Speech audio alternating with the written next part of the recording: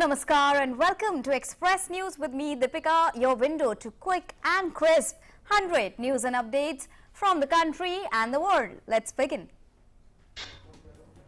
Prime Minister Narendra Modi delivered his message at SCO-CSTO Outreach Summit on Afghanistan. Prime Minister said that SCO member nations should develop strict norms to ensure that the soil of Afghanistan is not used to spread terrorism in any country. Prime Minister also said that the norms should be based on principle of zero tolerance against terrorism. It should have a code of conduct to put a check on activities like cross-border terrorism and terror financing. Prime Minister said that neighboring nations like us have been mostly affected by the chain of events that are taking place in Afghanistan. Earlier, Prime Minister Narendra Modi addressed the plenary session of 21st meeting of SCO Council of Heads of State through video link. Prime Minister said the biggest challenges in this area are related to peace, security and trust deficit, and root cause of these problems is increasing radicalization. Prime Minister said India is committed to increasing its connectivity with Central Asia. However, he added that any connectivity initiative cannot be one way. To ensure mutual trust, connectivity projects should be consultative, transparent and participatory. He also said that there should be respect for the territorial integrity of all countries. Prime Minister also said that there is need to encourage talented youngsters towards science and rational thinking. Prime Minister said that India has shared its digital know-how including UPI, RuPay card or Arogya Setu with other nations.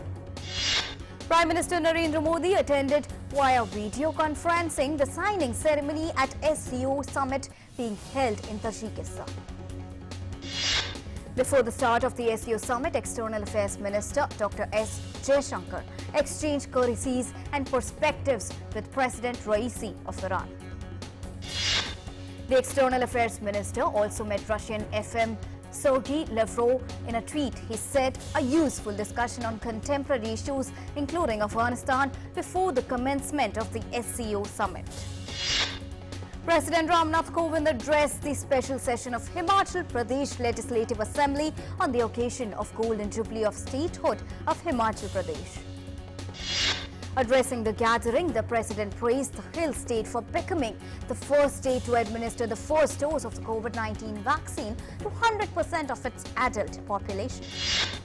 Special session of Himachal Pradesh Legislative Assembly was also addressed by State Chief Minister Jairam Thakur. Remembering former Prime Minister Atal Bihari Vajpayee, Jairam expressed gratitude towards him for initiating Pradhan Mantri Gram Sadak Yojana. Union Information and Broadcasting Minister Anurag Singh Thakur has called upon the people of Himachal Pradesh to work unitedly for the development of the state. The minister was addressing a public function to mark the Golden Jubilee of Statehood of Himachal Pradesh in Shimla. Prime Minister Narendra Modi's 71st birthday is being celebrated today as Seva Samarpan. BJP National President JP Nadda launched Seva or Samarpan Abhiyan at BJP headquarters in New Delhi. BJP President JP Nadda said that various programs are being held across the country as part of Seva or Samarpan Abhiyan. They include vaccination camp, cleanliness drive, blood donations, among others. Union Home Minister Amit Shah visited Nanded district in Maharashtra where he participated in a tree plantation drive by the Central Armed Police Forces in Mudkhel Taluka. He planted 10 million sapling of the tribe in 2021. Expressing his happiness, Home Minister Amit Shah said the occasion assumes special significance as the 10 millionth sapling has been planted on Prime Minister Narendra Modi's birthday. Union Home Minister lauded the contribution of the CRPF in the security of the country and its sacrifices. He said country's internal security is not possible without CRPF. Union Home Minister Amit Shah addressed a public meeting at Nirmal town in Telangana on the occasion of Hyderabad Liberation Day. He said if BJP is voted to power in the state, the party will celebrate Liberation Day every year. He added that its aim is development-oriented politics. Defence Minister Rajnath Singh addressed the young Sikh achievers at the book release of Shining Sikh Youth of India in New Delhi. Rajnath Singh said this country will never forget the contribution of the Sikh community. Chairman of the Indian Space Research Organisation, Dr. K. Sivan, welcomed the opening up of the Indian space sector for private stakeholders and said it has reopened India's potential in space sector. Talking exclusively to DD India, the ISRO chief said the reform is allowing private people to carry out the space activity. The 30-year SENSEX on Friday ended 125 points below 59,016. 50-share Nifty also slipped 44 points to end at 17,585. The prices of gold surged 125 rupees at the MCX to end at 46,201 rupees per 10 grams. Silver prices also rose by 524 rupees at the MCX to end at 61,601 rupees per 10 grams. The Indian rupee inched 4 paise higher to close at 73.48 against the US dollar provisionally. Crude oil prices on Friday fell by 44 rupees to 5,307 rupees per barrel after participants cut their positions.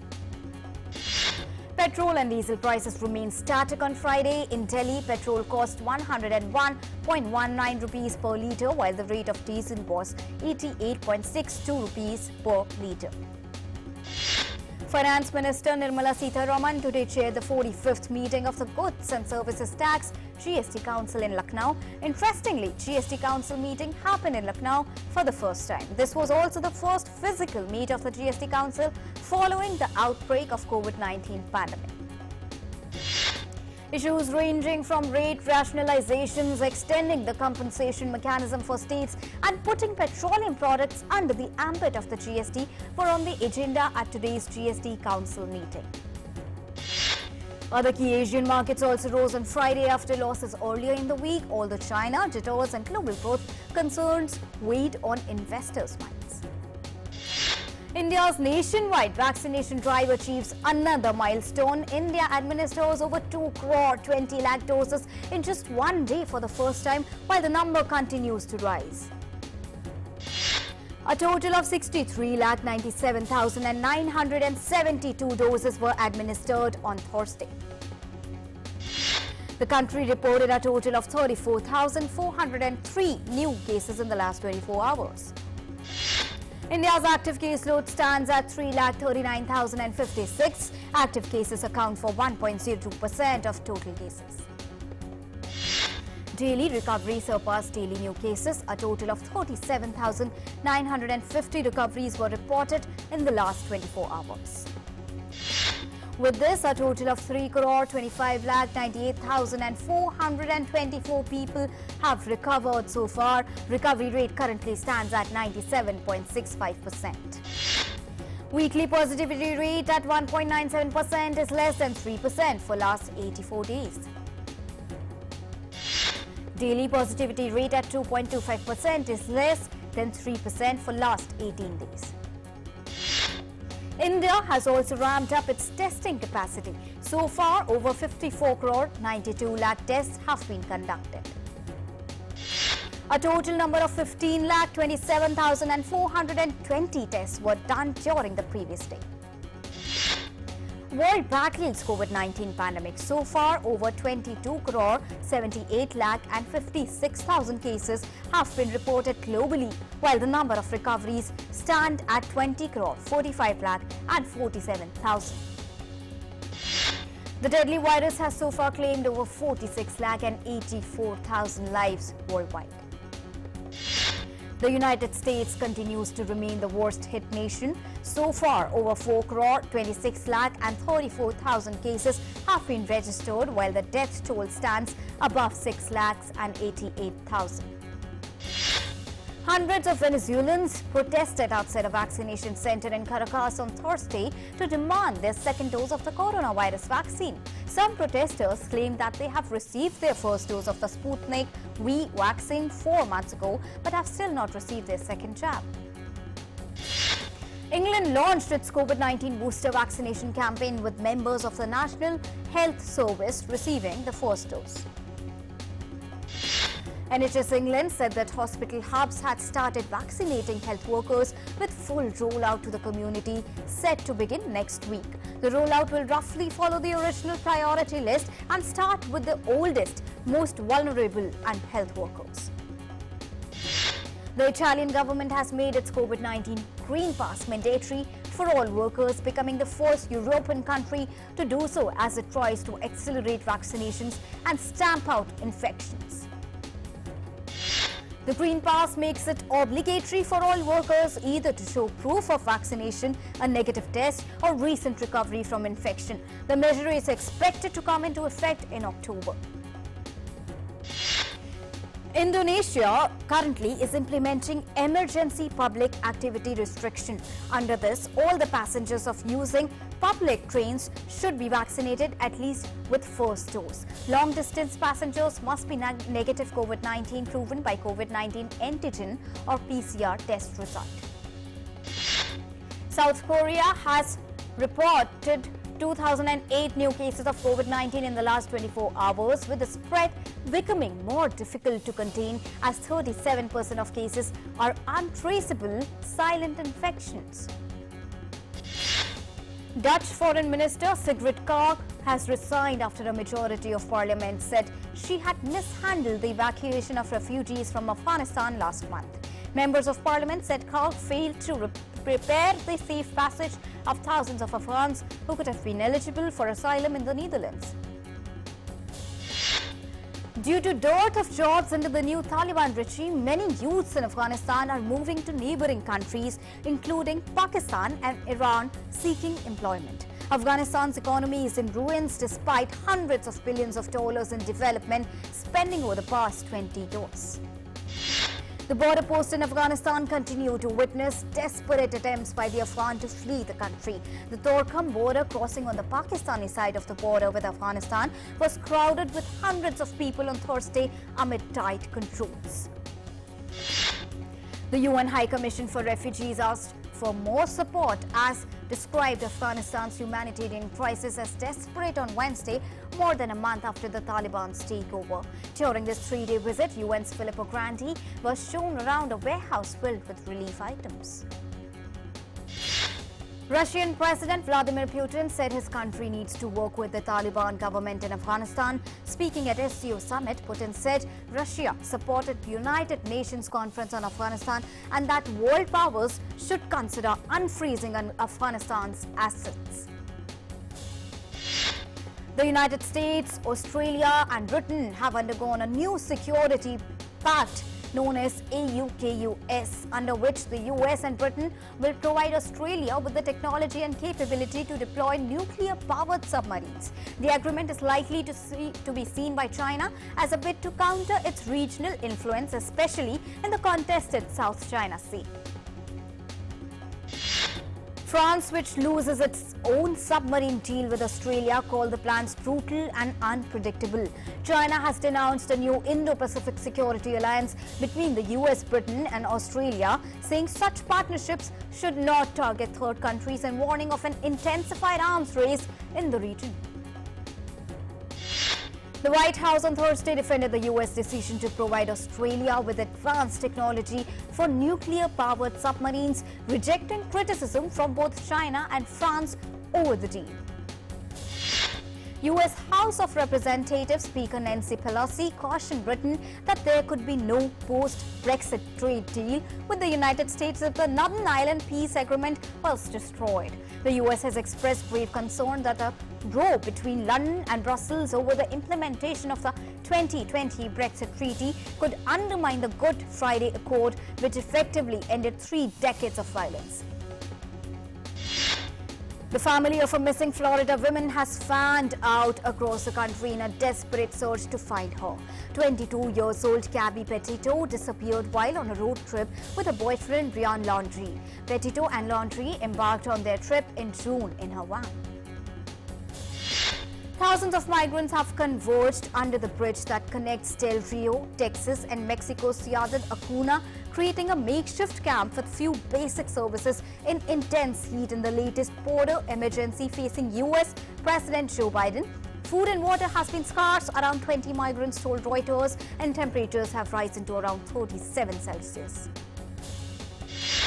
West Africa's main regional bloc has imposed sanctions against the junta in Guinea and those slowing Mali's post-coup transition, its toughest response yet to a run of military takeovers. The move was agreed at an emergency summit of the Economic Community of West African States in Accra.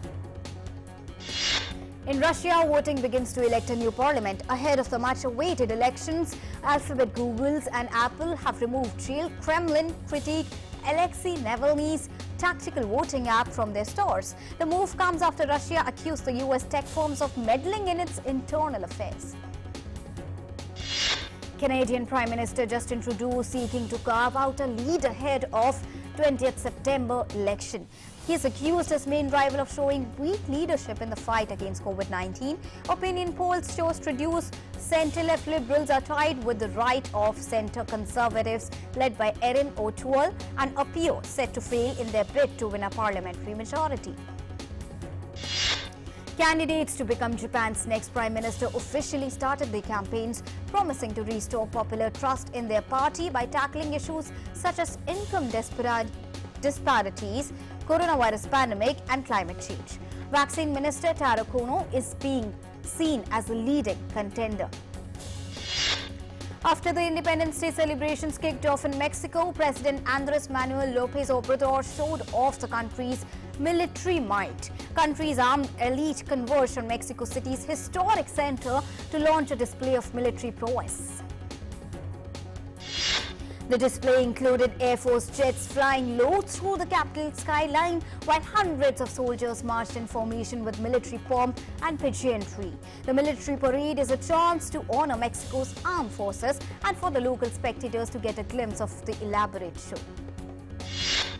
Hundreds of drones lit up the night sky in Costa Rica as the country marked 200 years of independence from Spain. The drone show took place at San Jose's National Stadium with nearly 500 drones specially designed for a show of lights and colors of figures such as Costa Rica's beloved sloth and also to pay tribute to health workers during the pandemic.